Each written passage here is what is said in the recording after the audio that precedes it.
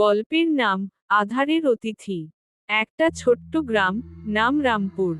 শহরের কোলাহল থেকে অনেক দূরে, সবুজে ঘেরা এই গ্রামটি দিনের বেলায় যেমন শান্ত, রাতের বেলায় ঠিক ততটাই রহস্যময়ী।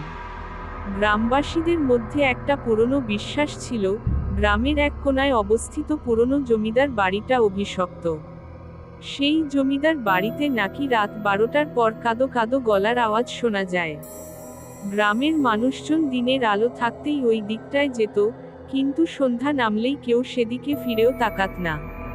একদিন শহর থেকে একজন তরুণ সাংবাদিক, অরিত্র, এই রহস্যময় গল্প শুনে রামপুর গ্রামে এল। তার ইচ্ছা ছিল, সত্যটা জানবে এবং প্রমাণ করবে যে এসব কুসংস্কার ছাড়া কিছুই নয়।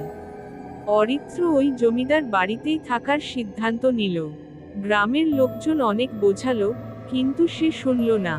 রাতে একটা মোমবাতি, ক্যামেরা আর রেকর্ডার নিয়ে সে ঢুকল পুরনো বাড়ির ভেতর।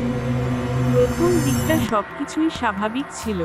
তবে রাত ঠিক 12টার সময়, হঠাৎ করেই ঘরের দরজা খুলে গেল একটা ঠান্ডা বাতাসের ঝাপটার সাথে। ক্যামেরা নিজে থেকেই বন্ধ হয়ে গেল। মোমবাতির আলো কাঁপতে কাঁপতে নিভে গেল। তখনই একটা অস্পষ্ট কান্নার শব্দ ভেসে এলো ওপরে ছাদের দিক থেকে। অরিত্র সাহস করে উঠে গেল ওপরে। সিঁড়ির মাথায় পৌঁছেই সে দেখতে পেল এক সাদা শাড়ি পরা মহিলা দাঁড়িয়ে, চুল এলোমেলো, চোখ জলের মতো উজ্জ্বল। মহিলাটি ধীরে ধীরে এগিয়ে এল অরিত্রর দিকে। সে পেছাতে চাইল, কিন্তু পা যেন পাথর হয়ে গেছে। মহিলা হঠাৎ করেই বলল, আমার বাচ্চাকে খুঁজে দাও, ও আমাকে ছেড়ে গেছে। তারপর হঠাৎ একটা বিকট চিৎকার, আর অরিত্র অজ্ঞান হয়ে পড়ে গেল। পরদিন সকালে গ্রামের লোকজন তাকে অচেতন অবস্থায় বাড়ির সামনে পেল। সে জ্বর নিয়ে প্রায় 1 সপ্তাহ অসুস্থ ছিল। জ্ঞান ফিরলেও সেই রাতে যা ঘটেছিল, সে আর কখনো কাউকে কিছু বলেনি।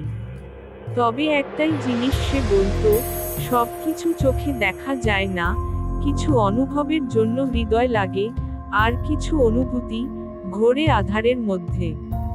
এরপর থেকে কেউ আর সাহস করেনি সেই জমিদার বাড়ির দিকে যাওয়ার। শুধু রাত 12টার পর বাতাসে এক টুকরো কান্না মিশে থাকে, যেটা শুধু সাহসী হৃদয়েরাই শুনতে পায়।